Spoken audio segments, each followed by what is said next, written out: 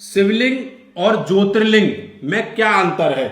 90% लोग शिवलिंग और ज्योतिर्लिंग में अंतर नहीं जानते हैं। शिवलिंग भी भगवान शिव का प्रतीक है, ज्योतिर्लिंग भी भगवान शिव का प्रतीक है। तो आपको शिवलिंग और ज्योतिर्लिंग में अंतर बताना है। तो सबसे पहले आप शिवलिंग के बारे में बताइए, फिर ज्योतिर्लिंग के बारे में बताइए, और आप भी हमें कमेंट करके बता सकते हैं इन दोनों में अंतर क्या है। तो आप बताइए पहले शिवलिंग के बारे में। शिवलिंग जो आपने ये बना रखे हैं, ये बना रखा है, ये तो मैंने बनाया हुआ है शिवलिंग। हाँ। लेकिन अंतर बताना है आपको कि शिवलिंग और ज्योतिर्लिंग में अंतर क्या है। तो शिवलिंग के बारे में बताइए सबसे पहले। शिवलिंग ये जो मंदिरों में जाके पूजा करते हैं, ठीक है, कभी भी कर सकते हैं, जाके जल चढ़ाना, दूध चढ़ाना, और शिवलिंग को घर पे भी लाके पूजा कर सकते हैं। ठीक है, ये तो शिवलिंग के बारे में बता रहे हो आप। और कुछ बताओगे शिवलिंग के बारे में कि इतना ही? हाँ, इतना ही। चलो ठीक है, इतना आपने बता दी, फिर मैं भी बताऊंगा। ज्योतिर्लिंग बताइए आप, ज्योतिर्लिंग क्या होता है? ज्योतिर्लिंग भी यही बात हुई, भोलेनाथ का दोनों ही रूप होते हैं, एक ही मतलब बात है। वो तो मैं खुद कह रहा हूँ कि ये दोनों भगवान शिव के प्रतीक हैं, लेकिन अंतर पूछ रहा हूं मैं। अंतर नहीं पता मुझे। नहीं पता? तो चलिए सबसे पहले मैं आपको जो है शिवलिंग के बारे में बताता हूं।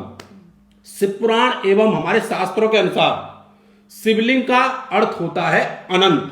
अब अनंत का अर्थ क्या होता है मैं आपको बता देता हूं। अनंत का मतलब है जिसकी ना तो कोई शुरुआत हो और ना कोई अंत हो।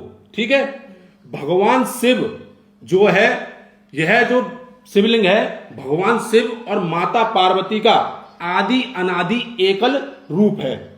ऊपरी हिस्से में भगवान शिव का वास होता है और निचले हिस्से में जो है माता पार्वती का वास होता है। ठीक है, और शिवलिंग की पूजा जो है जरूरी नहीं है कि आप किसी पंडित के द्वारा करवाएं।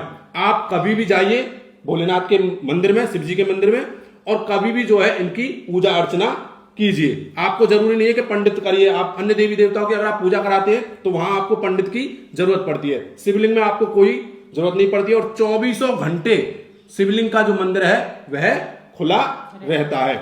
और शिवलिंग स्वयंभू भी हो सकते हैं। स्वयंभू का मतलब होता है खुद से प्रकट, और मानव निर्मित भी हो सकते हैं। तो ये तो हो गया शिवलिंग। ठीक है, आगे बात समझ में। अब बात कर लेते हैं ज्योतिर्लिंग की। ज्योतिर्लिंग क्या होता है?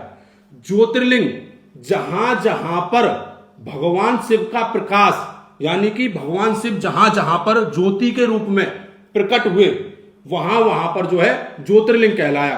ज्योतिर्लिंग जो है स्वयंभू है।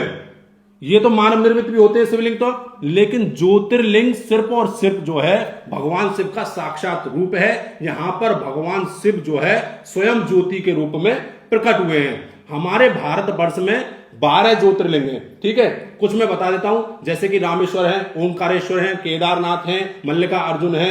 ये तो आप हमें बाकी के जो बचे कमेंट करके बता सकते हैं। तो ये है शिवलिंग और ज्योतिर्लिंग में अंतर। आप भी जो है सूक्ष्म रूप में कमेंट करके बता सकते हैं कि आप किस प्रकार से जो है परिभाषित कर सकते हैं। यहीं पर अपनी वीडियो को विराम देते हैं। हर हर महादेव, जय श्री कृष्णा, राधे राधे।